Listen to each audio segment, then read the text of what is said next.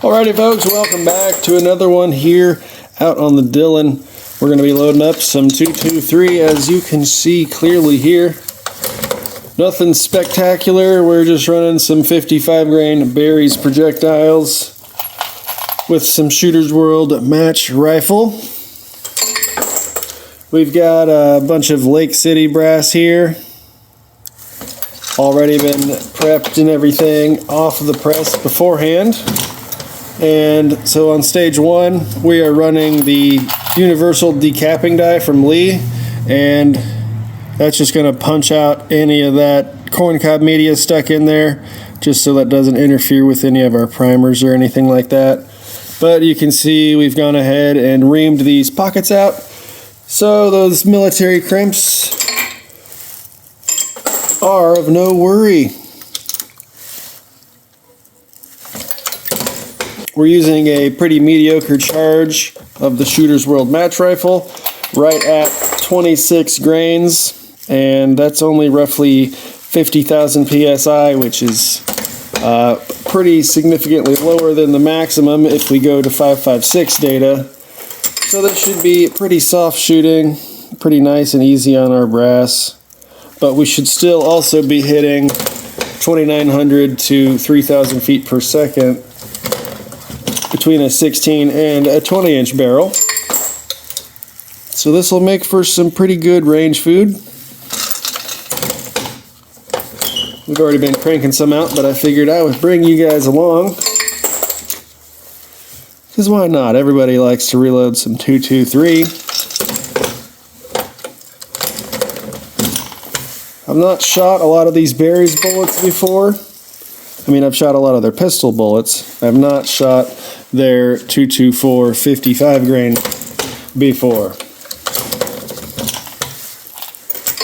But once again, just range food, just blasting ammo, just for hitting the steel targets and running the binary, you know, that kind of fun stuff. But dang, it's a little chilly out here. It is roughly the middle of January 2024, and we're in the middle of this big winter storm that's been sweeping across the country. So it's been in the single digits this week, which is pretty cold for us Tennesseans. I don't know, man. English is a pretty difficult thing to grasp. But who cares? We're out here putting in workout, doing the winter chores, so we can go have fun when it's nice out. So we're not doing a bunch of brass prep and crap in the middle of August. So that's when you do all your loading chores, or at least for your bulk stuff. You know, you can always have ongoing projects, but when you just want to crank some stuff out to stockpile away for the next time you have some buddies over, then this is when you're going to be doing it, you see. But as you can see, everything's running super smooth here. The old 550, just like a sewing machine. I'll tell you what, like I said, stage one, we are decapping, or rather universal decapper to punch out any extra media or whatever stuck in a flash hole. Stage two, of course, that's your powder dump after you get a primer on the down forward stroke. And then stage three here, that's where we're seating our bullet. We've got our RCBS taper crimp seater, but it's raised up to only do the seating, no crimping. But then on stage four, that's our Lee factory crimp die. And we're on a pretty light setting for that. Nothing significant. We're not distorting anything. But it's, you know, as Lee says, it helps uniform ignition to increase accuracy and SDs and velocities and everything. So, you know, I'll take the snake oil and we'll use it.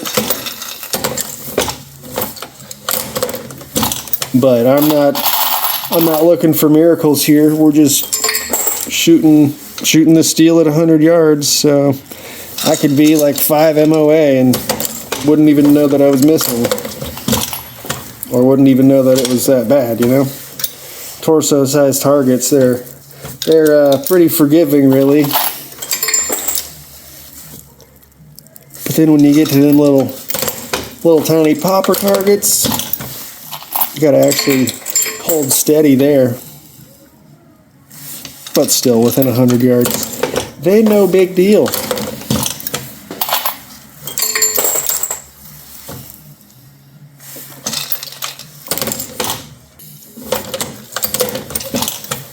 Yes, sir. So, like I said, mixed brass. Primers. What kind of primers are we running? We have the Federal 205s, standard small rifle. And so, you know, you hear these are the super soft, sensitive primers.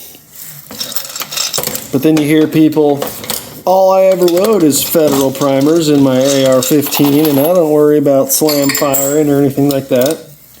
I don't think you should have to worry about it. And I'm not going to. People also say you shouldn't run Federal primers on a progressive press, but you know, there's only limited choices these days, and that's what was available for me to grab at that time, so I'm using them up. I'm going to use them up.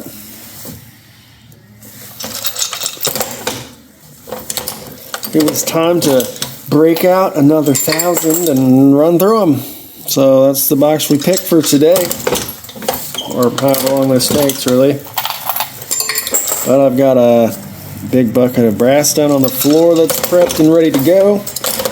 Got more bullets than primers, and more powder, hopefully more powder than should last.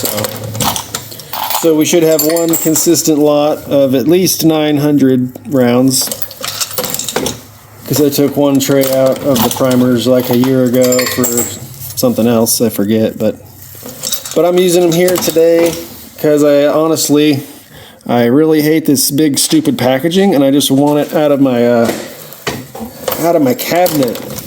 So we're using them up, getting rid of them. Not getting rid of them. It's not like they're not going bad or anything like that.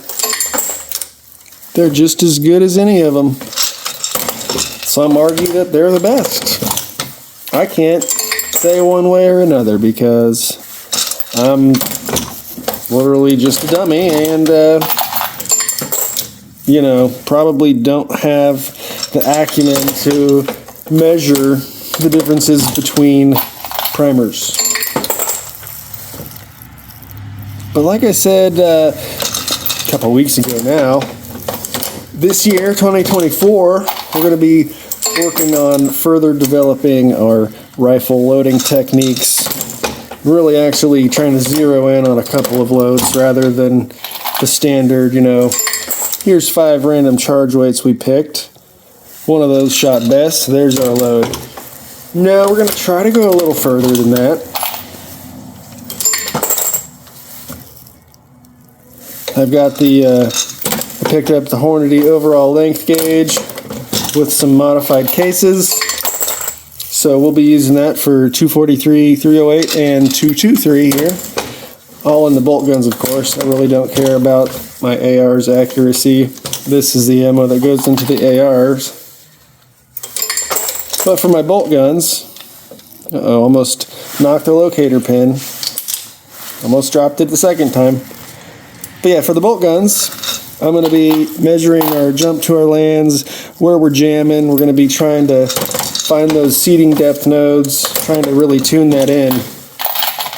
Because, you know, it's pretty easy to find a velocity node, but to be able to move back and forth by 2 or 3 thousandths at a time to zero in on a seating depth node, that's a different skill that I've yet to do anything with other than hear about. So I've played around and found the overall length of a few different bullets, just playing around.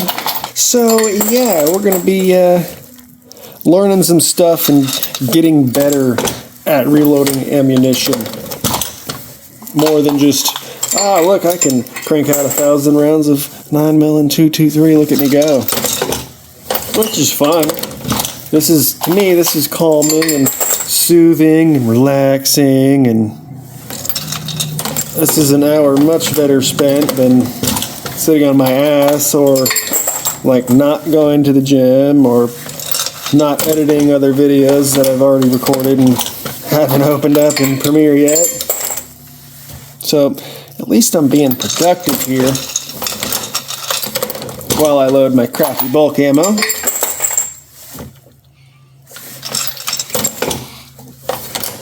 But yeah, anyways, long story short, we're going to be working on dialing some stuff in. How about that? Mainly the 243, because it's new to me, and I actually want to, I don't know why I picked that cartridge for no reason other than I didn't own anything in the 6mm. So now I do. And the second reason was I can make the brass out of the 308 brass I already have sitting around. If, there's a worst case situation, as in I don't have any 243 brass anywhere, which is exactly how we started. I had one box of ammo and that's it. But if I want, I can go over here to the buckets in the background and turn one of those into 243 if I want to. Enough to burn out a barrel in one sitting. That would be something very interesting to do. Just have like 2,500 or 3,000 rounds sitting around and go from a brand new barrel to a completely shot out barrel. How long would that take in a bolty gun? And like trying to shoot a 2,500 shot group or something, that would be hilarious. Come on. There we go. Wouldn't that be something interesting though? Can someone do that for me? Like we've seen the AR torture test videos where, can it fire 1,000 rounds without functioning or without failing? Or like, is the barrel gonna melt? Or whatever. But like maybe a 1 shot per minute or something silly. That would only take several days to test out. 2,500 or 300 rounds or something. That'd be silly. That'd be crazy. A shot a minute until your barrel's completely destroyed. I don't know. I don't know where I'm going with this, but we're about out of primers before I have to reload these silly tubes again, which we all know is easily the best part of reloading, is refilling a primer tube. So we're going to call it here, folks. Thanks for tuning in. Make sure to check out the next stuff's coming up, and the range times and all the other good stuff. And let me know what you want to see as far as getting into more precise load development. I'm open to criticisms and suggestions and whatever.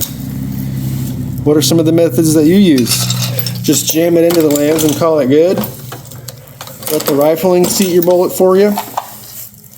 That could be an option. Anyways, thanks for hanging out, guys. And we will see you in the next video. Have a good one.